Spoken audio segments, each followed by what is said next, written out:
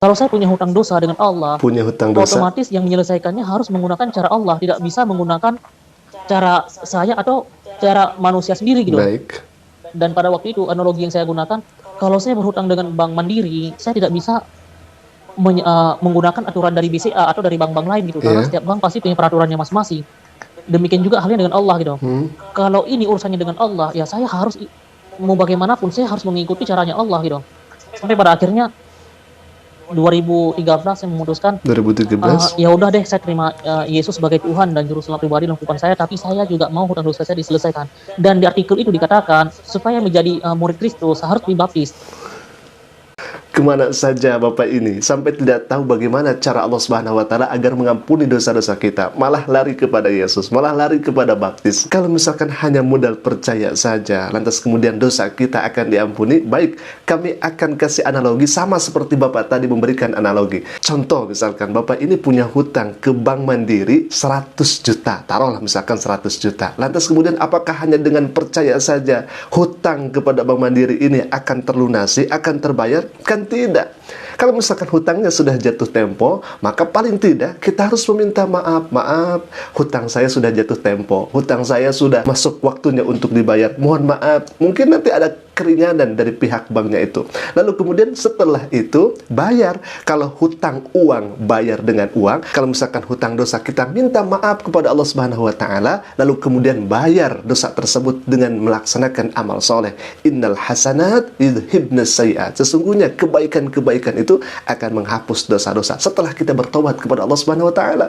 Assalamualaikum warahmatullahi wabarakatuh. Sobat Asik Ngaji, semoga semuanya dalam satu afiat dan senantiasa ada dalam lindungan naungan Allah Subhanahu wa Ta'ala. Amin ya Allah ya rabbal alamin. Bagi ikhwafillah yang baru bergabung, silahkan klik saja tombol subscribe-nya dan jangan lupa aktifkan juga lonceng notifikasinya agar setiap kami upload video baru, insya Allah akan menjadi pemberitahuan untuk kita semua. Baik ya ikhwah, kami kabarkan kembali ada seorang murtadin yang katanya alumni pondok pesantren dan dia tidak tahu bagaimana cara Allah Subhanahu wa Ta'ala mengampuni dosa, malah lari ke Yesus, malah lari kepada baptis dan lain sebagainya. Baik, supaya tidak penasaran, kita akan langsung saja saksikan bagaimana videonya, lalu kemudian kita akan tanggapi tentunya.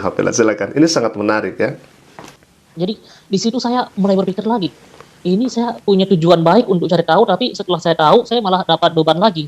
Pertama, kata sudah selesai maksudnya apa, sekarang malah larinya ke hutang dosa. Saya coba teruskan baca internet sambil baca artikel itu, saya sambil berbicara dengan diri saya sendiri. Ya. Maksud Yesus berkata sudah selesai, Yesus sudah menyelesaikan hutang dosa manusia, dan Yesus Yesus sudah menyelesaikan Yesus telah menyelesaikan hutang dosa umat manusia dan semua dosa umat manusia dengan cara menerima Dia sebagai Tuhan dan juru selamat pribadi dalam kehidupannya. Jadi kelihatan simpel, tapi sebenarnya pada waktu itu membuat jiwa saya memberontak gitu. Kalau saya terima Dia sebagai Tuhan, berarti saya menduakan Allah saya pada waktu itu.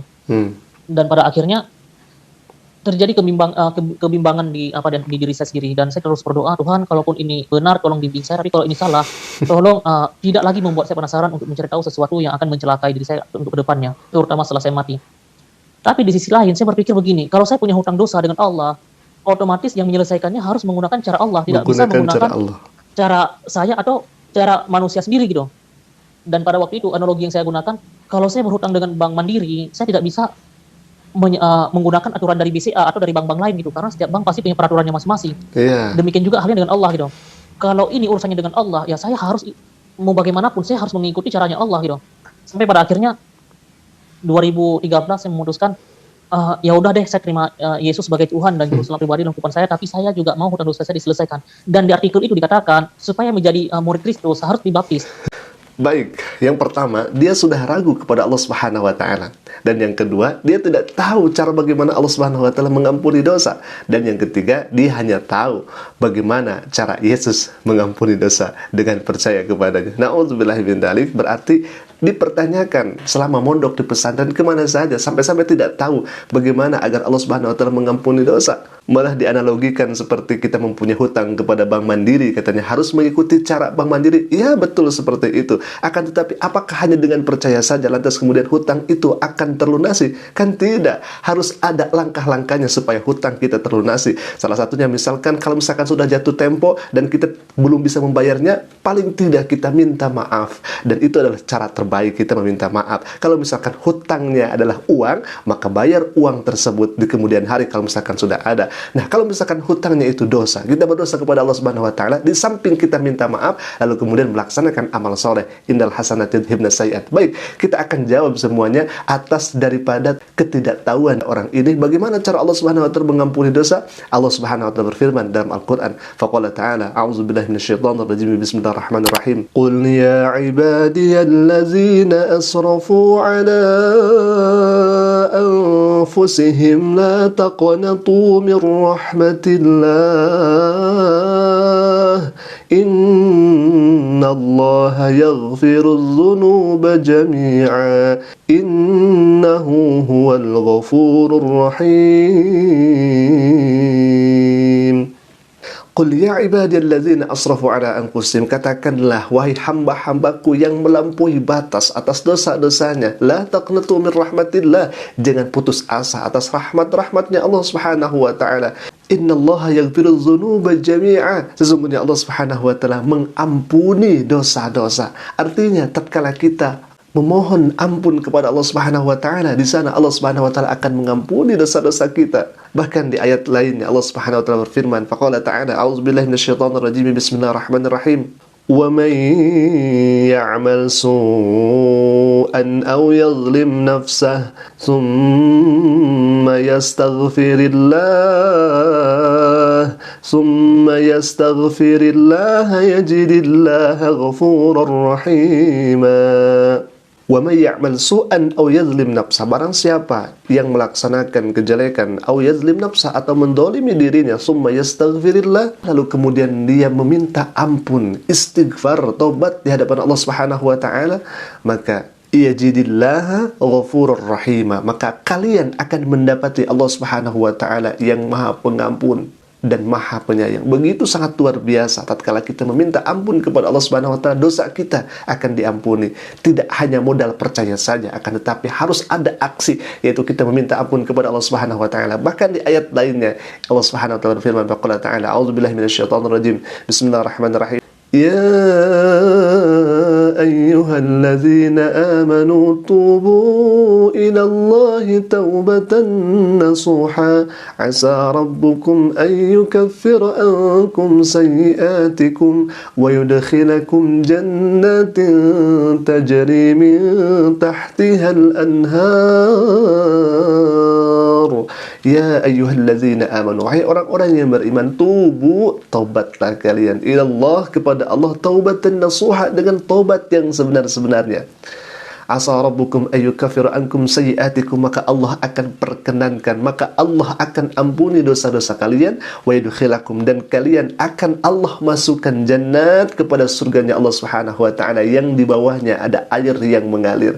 Begitu indahnya kita taubat kepada Allah, tidak hanya percaya saja, kita taubat kepada Allah, kita minta ampun kepada Allah Subhanahu wa taala, dan kita menyesal atas dosa-dosa yang kita perbuat, maka Allah akan ampuni dosa-dosa kalian. Pertanyaannya adalah, kemana saja orang ini sampai tidak tahu bagaimana cara Allah Subhanahu wa taala mengampuni dosa, malah lari ke Yesus dan lari dibaptis? Dari mana saja sampai tidak tahu? Katanya mondok di pesantren. Baik, Ikhwafillah, kita akan lanjutkan lagi. Ini semakin seru, Ikhwafillah. Silakan. Saya menemukan satu artikel yang menyatakan seperti ini. Maksud Yesus berkata sudah selesai. Ya. Yesus sudah selesai. Yesus sudah menyelesaikan hutang dosa manusia. Di situ saya bukannya terpuaskan, malah terbeban lagi dengan yang ditulis di artikel itu. Sejak kapan manusia punya hutang dosa? Karena di ajaran saya tidak diajarkan dan tidak ada konsep hutang dosa, kecuali dosa kutukan gitu. Dosa kutukan. Ini saya kira merupakan fitnah, karena orang ini berbicara tanpa didasari dengan dalil dan tidak benar adanya. Katanya dulu ketika bapak ini di Islam, itu tidak ada dosa kecuali hanya dosa kutukan. Na'udzubillah min dzalik. Si A berdosa, si B menanggung dosa. Si B berdosa, si A menanggung dosa. Tidak seperti itu konsep dalam Islam mengenai dosa. Ketika seorang melaksanakan dosa, maka orang tersebutlah yang harus bertanggung jawab di hadapan Allah Subhanahu wa taala. Kalau misalkan si A melaksanakan dosa, si B menanggung dosa si A, maka itu tidak adil. Di mana letak adilnya Allah Subhanahu wa taala? Tidak ada yang namanya dosa waris, tidak ada yang namanya dosa kutukan dan lain sebagainya. Bahkan Allah Subhanahu wa taala berfirman dalam Al-Qur'an, seseorang yang melaksanakan dosa tidak bisa ditanggung dosanya oleh orang lain. Seseorang yang melaksanakan dosa, maka orang tersebutlah yang harus bertanggung jawab di hadapan Allah Subhanahu wa taala. Alhamdulillah, kalau misalkan orang ini betul mondok di pesantren, rasa-rasanya harus dipertanyakan apakah memang betul dia mondok di pesantren, sampai-sampai dia tidak tahu bagaimana konsep konsep dosa itu. Yang pertama tadi, dia tidak tahu bagaimana cara Allah Subhanahu wa taala mengampuni dosa. Yang kedua, dia sudah memfitnah kepada Islam, kepada umat Islam. Katanya dalam Islam itu ada konsep dosa kutukan. Nauzubillah min dzalik. Ini adalah perkataan yang tidak benar dan ini merupakan subhat yang sangat nyata. Ya Alhamdulillah, mungkin itu dulu yang bisa kami sampaikan. Semoga hal ini bisa menjadi counter dan ilmu yang bermanfaat untuk kita semua. Aku qouli hadza,